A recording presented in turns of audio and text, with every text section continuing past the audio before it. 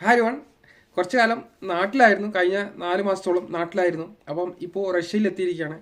കഴിഞ്ഞ 2 ദിവസം മുമ്പ് വന്നതാണ്, തിരിച്ച് നാട്ടിൽ നിന്ന് റഷ്യയിലേക്ക് വന്നതാണ്.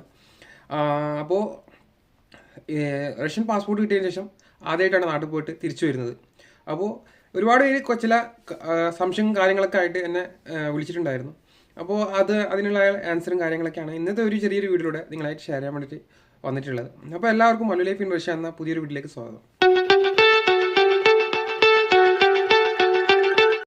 ഹായ് ഗൈസ്, കഴിഞ്ഞ 2-3 ദിവസമായിട്ട് വീഡിയോസ് ചെയ്യാൻ പറ്റില്ല.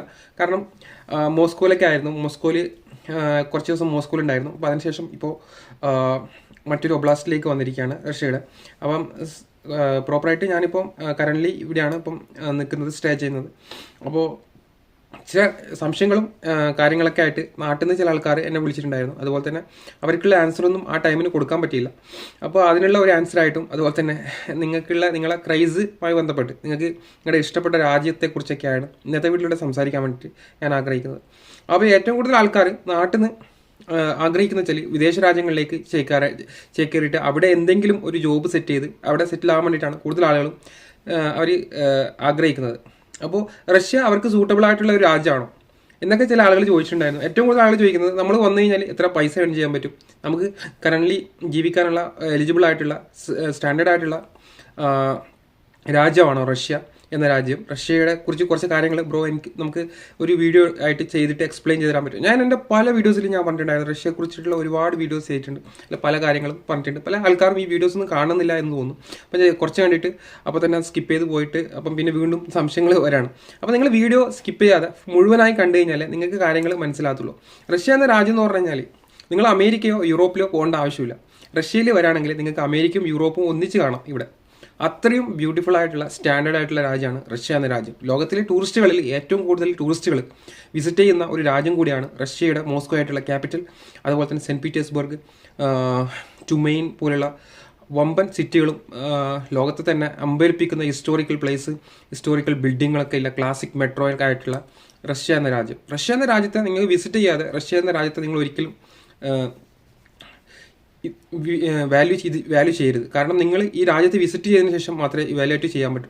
റഷ്യ എന്ന രാജ്യത്ത് നിങ്ങൾക്ക് നിങ്ങളുടെ കാഴ്ചപ്പാട് എന്നുള്ളത് നിങ്ങൾക്ക് പറയാൻ കഴിയുള്ളൂ. കാരണം നിങ്ങൾ നാട്ടിൽ നിന്ന് കാണുന്ന രാജ്യമല്ല റഷ്യ എന്ന് പറഞ്ഞു കഴിഞ്ഞാൽ. എൻറ്റയർലി ഡിഫറെൻ്റ് ആയിട്ടുള്ള ഒരു രാജ്യം കൂടിയാണ് റഷ്യ എന്ന് പറഞ്ഞു കഴിഞ്ഞാൽ. കാരണം ടോട്ടലി കൾച്ചറലി ഡിഫറെൻറ്റ്. നമ്മളൊരു ഇന്ത്യൻ കൾച്ചറായിട്ട് ഒരിക്കലും ഒത്തു പോവാത്തൊരു രാജ്യം കൂടിയാണ് റഷ്യ. GCC രാജ്യങ്ങൾ പോലില്ല, ഒരുപാട് പേരും GCC രാജ്യങ്ങളിൽ താമസിച്ചിട്ടുണ്ട്. കാരണം ലോകത്തിലെ ഏറ്റവും കൂടുതൽ ആളുകൾ നമ്മുടെ ലോകത്തെന്ന് പറയുന്നത് ഇന്ത്യയിലെ ഏറ്റവും കൂടുതൽ ആളുകൾ കൂടുതലും ട്രാവൽ ചെയ്യുന്ന ഒരു രാജ്യം കൂടിയാണ് GCC രാജ്യങ്ങൾ. ദുബായ് പോലുള്ള രാജ്യങ്ങളിലേക്കാണ് കൂടുതൽ ആളുകൾ ട്രാവൽ ചെയ്യുന്നത്. അപ്പം GCC രാജ്യങ്ങളൊക്കെ കമ്പയർ ചെയ്യുമ്പോൾ നിങ്ങൾക്ക് ഇന്ത്യയുടെ ഒരു ഭാഗം കാണണമെങ്കിൽ നിങ്ങൾക്ക് റഷ്യയിൽ വരാം. യൂറോപ്പിൻ്റെ ഒരു ഭാഗം കാണണമെങ്കിൽ റഷ്യയിൽ വരാം. അമേരിക്കയുടെ ഒരു ഭാഗം കാണണമെങ്കിൽ നിങ്ങൾക്ക് റഷ്യയിൽ വരാം. സ്വിറ്റ്സർലാൻഡിൻ്റെ ഒരു ഭാഗം കാണാം. ഇതൊക്കെ ഇതിൽപ്പെട്ട ഏറ്റവും നിങ്ങൾക്ക് എവിടെ പോകേണ്ട ആവശ്യമില്ല. വേൾഡിൽ നിങ്ങൾ റഷ്യയിൽ ഒരു പ്രാവശ്യം വിസിറ്റ് ചെയ്ത് കഴിഞ്ഞാൽ തന്നെ നിങ്ങൾക്ക് റഷ്യ എന്ന രാജ്യത്തെക്കുറിച്ച് നിങ്ങൾക്ക് ഒരുപാട് കാര്യങ്ങൾ മനസ്സിലാവും. കാരണം വളരെയധികം ഒന്നാമത്തെ കാര്യം ഭാഷ എന്ന് പറഞ്ഞു കഴിഞ്ഞാൽ ഏറ്റവും ഇമ്പോർട്ടൻ്റ് ആയിട്ടുള്ള കാര്യം. ഇന്നേ വരെ ഇംഗ്ലീഷ് ലാംഗ്വേജിന് ഒരു പരിഗണന കൺസിഡറേഷൻ കൊടുക്കാത്ത ഒരു രാജ്യമാണ് റഷ്യ.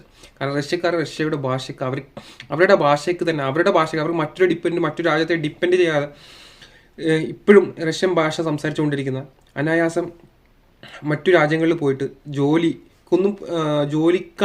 ആവശ്യങ്ങൾക്കായാലും ഏത് ഭാഷ പോയിട്ടും അവരെ ഭാഷയ്ക്ക് അത്രയധികം കൺസിഡറേഷൻ കൊടുക്കുന്ന ഒരു രാജ്യം കൂടിയാണ് റഷ്യ എന്നത്.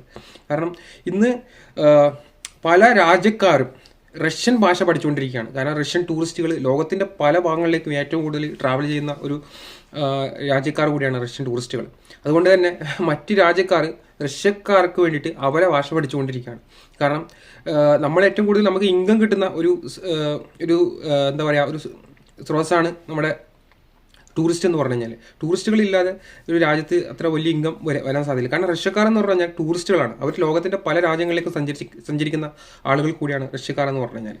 അപ്പോൾ ഏറ്റവും കൂടുതൽ നമ്മുടെ ഇന്ത്യയിൽ പോലും നിങ്ങൾ ഗോവ പോലുള്ള സംസ്ഥാനത്ത് നിങ്ങൾ പോയി നോക്കിക്കഴിഞ്ഞാൽ അവിടെ ഓൾമോസ്റ്റ് റെസ്റ്റോറൻറ്റുകളിലെ ആളുകളും അതുപോലെ തന്നെ വലിയ ബാറിലായാലും എവിടെ പോയി കഴിഞ്ഞാലും ബീച്ച് ഷാക്കുകളിലായാലും ഏറ്റവും കൂടുതൽ ആളുകൾ അവർക്ക് ഈവൻ കുറച്ച് ഡിഫിക്കൽട്ടി ആയിട്ടുള്ള ലാംഗ്വേജ് ആയാലും റഷ്യ പോലും പോവാതെ അവർ റഷ്യൻ ലാംഗ്വേജ് പഠിച്ചിരിക്കും. കാരണം ഏറ്റവും കൂടുതൽ ഗോവയിലൊക്കെ ഏറ്റവും കൂടുതൽ വിസിറ്റ് ചെയ്യുന്ന ആളുകളാണ് റഷ്യക്കാർ. അതുപോലെ തന്നെ തുർക്കി പോലുള്ള രാജ്യങ്ങൾ, ഈജിപ്തുകാർ പോലും അറബിയൻസ് പോലും റഷ്യൻ ഭാഷ സംസാരിക്കുന്നുണ്ട്. റഷ്യൻ ഭാഷ ഫ്ലുവൻ്റ് ആയിട്ട് സംസാരിക്കുന്നില്ലെങ്കിലും ഓൾമോസ്റ്റ് അവർ സംസാരിക്കാൻ വേണ്ടിയിട്ട് ശ്രമിക്കുന്നുണ്ട്. കാരണം നിങ്ങൾ മോസ്കോയിൽ പോയി കഴിഞ്ഞാൽ തന്നെ നിങ്ങൾക്ക് ഒരുപാട് അറബികളെ നിങ്ങൾക്ക് ഇവിടെ കാണാൻ പറ്റും. ഈജിപ്ത് അതുപോലെ തന്നെ ലോകത്തിൻ്റെ പല ഭാഗങ്ങളിൽ നിന്നുള്ള ആളുകളും റഷ്യയിൽ മോസ്കോയിൽ നിങ്ങൾ പോയി കഴിഞ്ഞാൽ നിങ്ങൾക്ക് കാണാൻ പറ്റും. ഈവൻ ആഫ്രിക്കൻ പോലും ഒരുപാട് ഇവിടെ വന്ന് സ്റ്റഡി ചെയ്യുന്നുണ്ട്. MBBS കോഴ്സുകളും ക്ലാസ്സുകളൊക്കെ എടുത്ത് പഠിക്കുന്നുണ്ട്. അതുപോലെ തന്നെ ഈവൻ യൂറോപ്പ് അമേരിക്കക്കാർക്ക് പോലും റഷ്യയിൽ എല്ലാ രാജ്യക്കാരും ഒരുപോലെ ജീവിക്കുന്ന ഒരു രാജ്യം കൂടിയാണ് റഷ്യ. അത്രയും സ്റ്റാൻഡേർഡ് ആയിട്ടുള്ള ഒരു കൺട്രിയാണ് റഷ്യ എന്ന രാജ്യം എന്ന് പറഞ്ഞു കഴിഞ്ഞാൽ. കാരണം റഷ്യയിലേക്ക് ഇപ്പം ഒരുപാട് ആൾക്കാർ 12 ലക്ഷം 15 ലക്ഷം ഒക്കെ കൊടുത്തിട്ട് പല രാജ്യത്തേക്കും ട്രാവൽ ചെയ്യാൻ ആഗ്രഹിക്കുന്നുണ്ട്. ഇങ്ങനെയുള്ള ആളുകളോട് എനിക്ക് പറയാനുള്ളത്, നിങ്ങൾ ഒരു പ്രാവശ്യം റഷ്യ വിസിറ്റ് ചെയ്യുക. കാരണം നിങ്ങൾക്ക് വർക്ക് എന്ന് പറഞ്ഞു കഴിഞ്ഞാൽ നല്ല ജോബ് കിട്ടുകയാണെങ്കിൽ നിങ്ങൾക്ക് മറ്റൊരു രാജ്യത്തെ ഡിപ്പെൻഡ് ചെയ്യേണ്ട ആവശ്യമില്ല. നിങ്ങൾ റഷ്യയിൽ വന്നു കഴിഞ്ഞാൽ നിങ്ങൾ സ്വിറ്റ്സർലാൻഡ്, ജർമ്മനി, ഫ്രാൻസിലൊന്നും പോകേണ്ട ആവശ്യമില്ല. എല്ലാത്തിൻ്റെ ഇവിടെ തന്നെ എല്ലാം നിങ്ങൾക്ക് ഇവിടെ കാണാൻ പറ്റും. അപ്പോൾ തന്നെ നിങ്ങൾക്ക് റഷ്യയിൽ വന്നു കഴിഞ്ഞാലുള്ള നിങ്ങൾക്ക് ഒരു യൂറോപ്പിൻ്റെയും ഏഷ്യയുടെയും ഒരു യൂറേഷ്യ അതുപോലെ തന്നെ കൾച്ചറും കാര്യങ്ങളൊക്കെ ഫോളോ ചെയ്യുന്ന ഒരു രാജ്യം കൂടിയാണ്. അതിൻ്റെ പല ഭാഗങ്ങളിലും പല ആൾക്കാരും പല മെൻറ്റാലിറ്റിയുള്ള ആളുകളുള്ള ഒരു രാജ്യം കൂടിയാണ് റഷ്യ എന്ന് പറഞ്ഞത്. അപ്പോൾ നിങ്ങളുടെ ജീവിതത്തിൽ എപ്പോഴെങ്കിലും അവസരം കിട്ടിയാൽ റഷ്യ വിസിറ്റ് ചെയ്യാൻ വേണ്ടിയിട്ട് മറക്കാതിരിക്കുക. അതുകൂടാതെ നിങ്ങൾ റഷ്യയിൽ ജോബാണ് നിങ്ങളുടെ ആഗ്രഹമാണെങ്കിൽ, ജോബ് വിസയിലാണ് വരാൻ നിങ്ങൾ ആഗ്രഹിക്കുന്നതെങ്കിൽ നിങ്ങൾ ജോബ് വിസയിൽ ഏത് വിസൻ്റെ കാര്യങ്ങളൊക്കെ കറക്റ്റ് മനസ്സിലാക്കുക. നിങ്ങൾ പറ്റിക്കപ്പെടാതെ നിങ്ങൾ സൂക്ഷിക്കുക. പല രീതിയിലുള്ള തട്ടിപ്പുകൾ റഷ്യ നടക്കുന്നുണ്ട്. അപ്പോൾ ഇവിടെ വന്നിട്ട് നിങ്ങൾക്ക് പല രീതിയിലുള്ള നിങ്ങളെ വിസയും കാര്യങ്ങളൊക്കെ പക്ക ക്ലിയർ അല്ലെങ്കിൽ എമിഗ്രേഷനിൽ നിങ്ങളെ തിരിച്ചുവിടും. അതുകൊണ്ട് നിങ്ങൾ ഇത് എങ്ങനെയാണ് ചെയ്യുന്നത്, ആരാണ് ചെയ്യുന്നത്, അതുപോലെ തന്നെ ഇതിൻ്റെ പക്ക ജെന്യൂൻ ആണോ എന്നുള്ളത് അന്വേഷിച്ച ശേഷം മാത്രം നിങ്ങൾ ഒരു ഡിസിഷൻ എടുക്കുക. അപ്പോൾ നിങ്ങൾക്ക് അങ്ങനെ പേടിച്ചിട്ട് അങ്ങനെ വരാതിരിക്കേണ്ട ആവശ്യമൊന്നുമില്ല. നിങ്ങൾക്ക് വരാം.